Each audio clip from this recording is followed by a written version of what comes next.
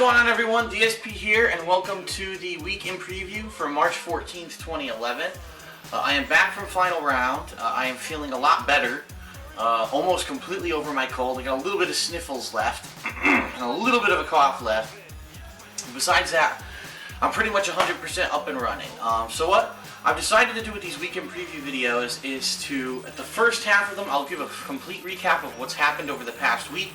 So if you haven't been tuning in, you'll know exactly what you've missed, and so you'll know where to go to look and find that stuff. Then I'm gonna cover what's coming up in the week, you know, in the future. So this past week, a lot happened. Okay, first of all, I played some more Killzone 3 gameplay online on Monday, and I still am not very happy with that game. Honestly, I thought the beta was better. I really think that the frame rate, for whatever reason, is pretty low and crappy. If you don't know what I'm talking about, go check out the footage on DSPGaming. I made a playlist of it, and like, I don't see how anyone could actually be good at that game, because every time that you get into a serious firefight, like you'll kill one guy, then you'll turn, and all of a sudden the frame rate will dip into the fucking cellar, and next thing you know, you're dead. So a game like that, you know, it does not have auto aim like Call of Duty and other first-person shooters. Let's get that out there in the open right now. And that's fine, but games without auto aim need to have a really good control scheme and a really good FPS so that you can see what's going on and be able to react. Now, I used to play FPS games on the PC, and mouse and keyboard are excellent. You can react to everything. You know, that's really the ideal place to play FPS games, I have to admit. I know that's the best control scheme. I think if Killzone 3 were on a PC, it would be immensely better than it is. Because it's on PlayStation 3, you're limited to using this controller, which is slow to react even when you change the settings on the controller to have a faster, you know, reaction time.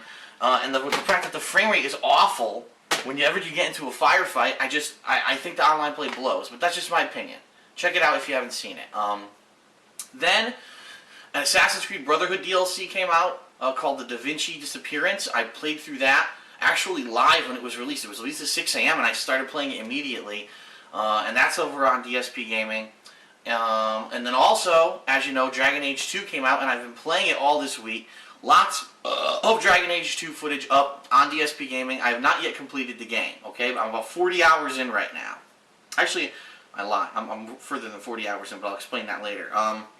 Now, also this week, over on DSP Street Fighter, first of all, I tried out the Mortal Kombat demo. It's really Mortal Kombat 9, but everyone's just calling it Mortal Kombat, saying it's a reboot. And it had 4 characters, and after figuring out how to access all the moves list and how to do button configurations and all kinds of troubles that I had with the first couple of videos, then I figured it all out, and I started playing it again, and I learned some juggle combos. I did everyone's fatalities. So all of that you can see over on DSPGaming. I really am thinking that game is very promising.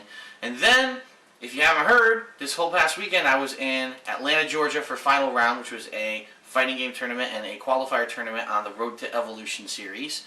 And it was really my first chance to dabble in Marvel vs. Capcom 3 in a competitive setting. Yes, I had gone to Winter Brawl, but I wasn't able to play the game because my arm had gotten messed up. And basically what I found out was I need a lot more practice. I didn't have enough practice against people. I was playing shitty online lag matches. I was sitting in fucking mission mode, but I didn't have enough practical experience against real humans to understand how to block, what certain attacks are. Basically, every time that I lost, it was like something happened. I was like, what the fuck just happened? And then it led to me losing 1 or 2 full characters. And I was like, I know that's what this game's about because I've watched the high-level competitive play. I know if you make one mistake, that's it, you're going to lose your character. But at least I want to understand why I'm getting hit or what's hitting me. And in some of the matches, I just had no fucking clue what happened. I was just like, I don't know.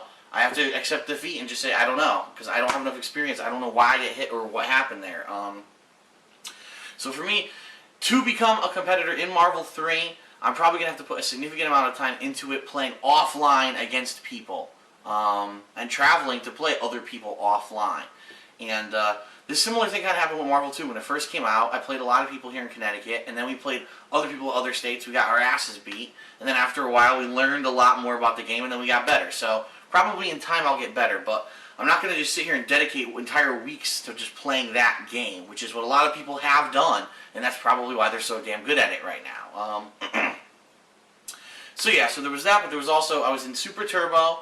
on an arcade cabinet. I was also in HD Remix on the PS3 and Super Street Fighter 4, but I forfeit my matches in that because I wasn't waiting for Tokido to do all his matches. He was like 5 hours backlogged because he was in a Marvel 3 team tournament, and I said I'm not waiting for him to play 10 matches so that I can play all the losers of those matches. Screw this.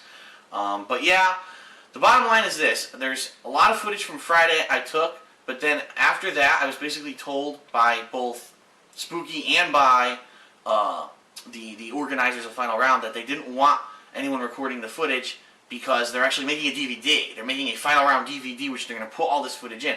Now that includes my matches in HD Remix, which were actually on the secondary Final Round stream. I played Jason Cole and Tokido, and they were really great matches, but I wasn't allowed to record those. Also, all the ST finals on the cabinet I was not allowed to record. I was told no, they were already being recorded by someone else for the DVD. And Spooky is already archiving his own stuff, so it would make no sense for me to record that and then both of us put it up, because then we're fighting with each other. And obviously he's the one there, he's streaming out of the goodness of his heart. He's hoping to maybe make up some money that he spent, you know, getting this setup going with those videos, so that was absolutely fine with me. So you're going to see probably something like 50 to 55 matches from Friday, and that is it. And then, what happened was, I was so exhausted and tired from being in the tournament for 2 days. It's been a long time since I've been in a tournament environment like that, and just running around through, 500 people, trying to get from station to station, and fucking looking my joystick around. And I was just so exhausted after that, I said, alright, I just need a day to relax at this point. And to be completely honest, at this point, I've gone to Arena Brawl, I've gone to Final Round, I've probably seen, more competitive fucking Marvel matches than most people at top level, and I really didn't need to see the finals because I knew what everyone was capable of from the Marvel Team Tournament. So I really wasn't too, psyched in seeing the finals, so I decided to just kind of relax and play more Dragon Age. I actually planned for this. I said, I know, either if I get burnt out, I'm going to need something to do rather than just fucking sit around the hotel room on Sunday. So I brought my PlayStation 3 and I played Dragon Age 2 all day, and that footage is going up on DSPGaming. So, that's a recap of the past week, what's happened. What's coming up this week? First of all, I have something like another 30 parts to Dragon Age 2 that I was not able to upload from the hotel in Atlanta because the hotel internet was very slow. As you know, my internet here is very fast. So as soon as I finish this video and convert it, I'm going to start uploading from my laptop that I have with me in Atlanta the rest of the parts of Dragon Age 2, and hopefully those will finish overnight. Now, right now, there seems to be almost like a 50-50 split from what I see from the viewers. Some people want me to continue Dragon Age 2. They think it would be a detriment if I stopped playing it right in the middle, especially because it's getting to a really good part of the game now. It seems really interesting. Or then there's the other half who are kind of telling me, well, Phil, we've been looking forward to Homefront. Homefront comes out on Tuesday. We want you to play Homefront. So I don't know. I'm kind of on the wall. I know, I'm telling you right now, overnight there's going to be another 30 parts of Dragon Age. So maybe that's enough to appease you at least for a couple days while I play Homefront tomorrow. I don't know. I'm not even sure. I haven't heard much about it, like lengthwise or anything like that. So I don't even know. Maybe I'll beat Homefront in one day. Not multiplayer, of course, but just the single player, and then I'll say, oh, okay, go back to Dragon Age. But maybe it's a long game. I don't know. So I'm on the fence because I really, really, really, really like Dragon Age 2. To be completely honest, I think it's this year's Mass Effect 2. The game is very similar to Mass Effect. Not the combat, obviously, but everything else. The role-playing game elements of the game. The actual armor system is similar to the Mass Effect 1's armor system, which I like. I hated that they took that out of Mass Effect 2. They kind of oversimplified the game. And I like the dialogue trees, the character development. You actually get to care for these characters as you do multiple story missions about them. And you'll learn about their lives and their backstories and things like that. And then there's been a couple twists in the plot that I really enjoyed.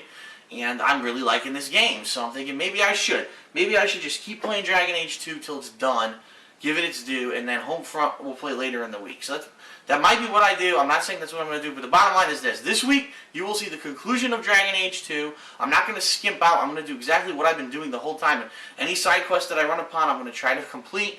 So right now, I'm over 40 hours in, and it seems like I may only be like 2/3 done with the game. There's a shitload more side missions opening up. I'm going to keep playing. I'm going to write it out. Just like, Fallout New Vegas, I'm going to try to do as much as I can reasonably in one playthrough, and then we'll see how long it takes. And then I will also be playing Homefront at some point this week.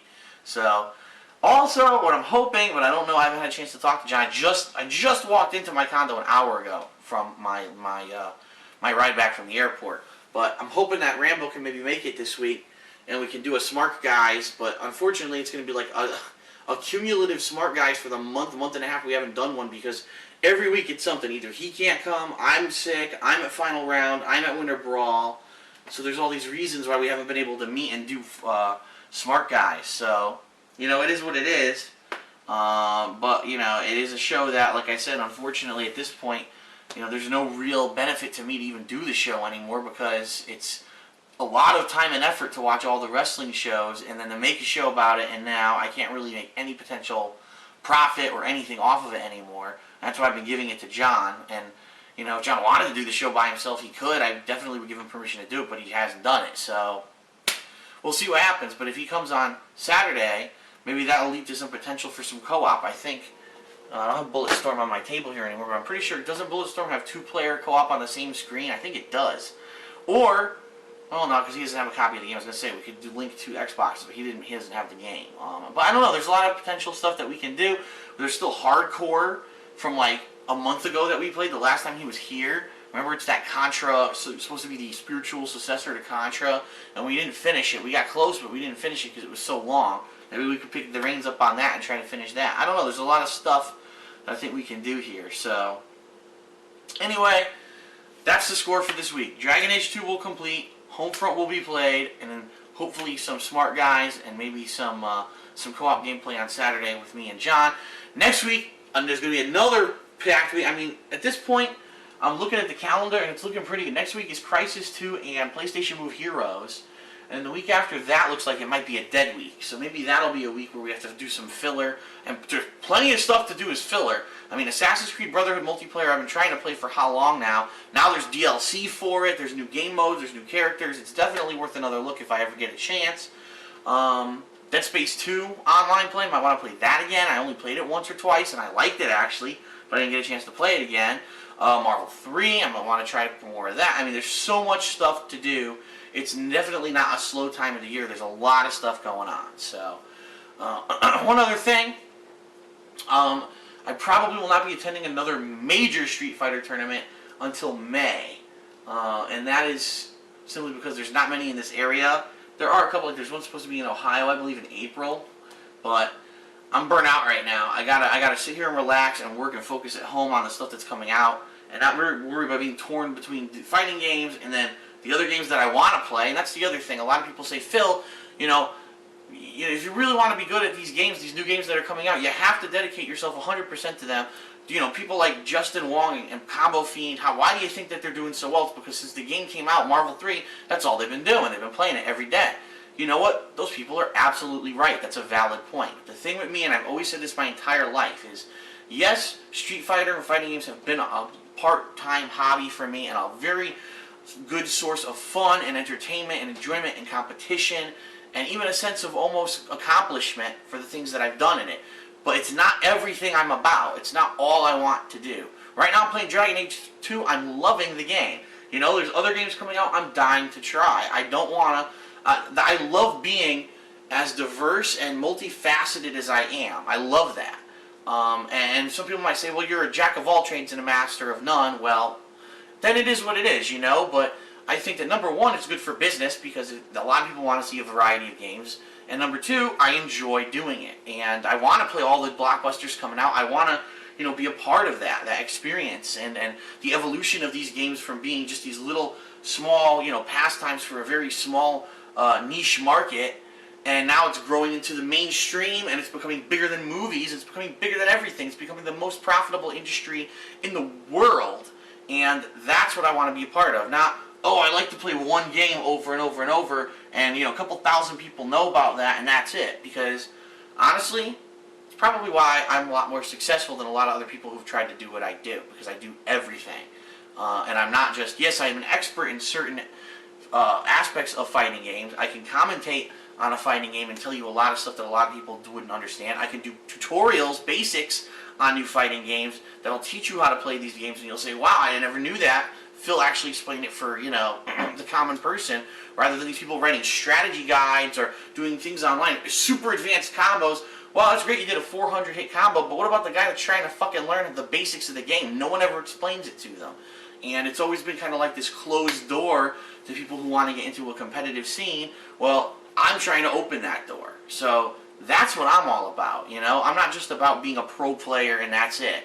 So if that disappoints some people, I'm sorry, but that's just me. That's always what I've been. I've never always been about, I just want to be a pro player and win at one game and fuck everything else in my life, and that's my goal. No. I'm here to have fun, to educate, and to make money. Those are the three.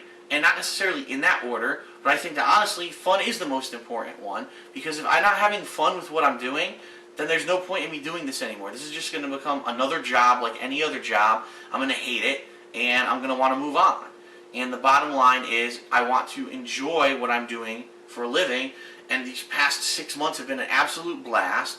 Yeah, it is, you know, it wears me down every once in a while because there's so many games coming out and there's so many things I have to dabble my hands in. Again, jack of all trades, master of none, but I really enjoy what I'm doing, and from all the feedback I get, you enjoy what I'm doing too. So that's it, and that's the bottom line for what I'm doing. So coming up this week, Dragon Age 2, Homefront, hopefully the return of Smart Guys, possibly some co-op gameplay. If there is some downtime, the first multiplayer game I'll look to do is Assassin's Creed Brotherhood, and if that does happen, I will try to let everyone know so to see if I can get some fans to join in, but we'll see what happens. Again, I'm not promising anything. So anyway, I'm DSP. This has been the longest weekend preview ever, but I wanted to get some stuff off my chest. I also wanted to talk about what happened this past week.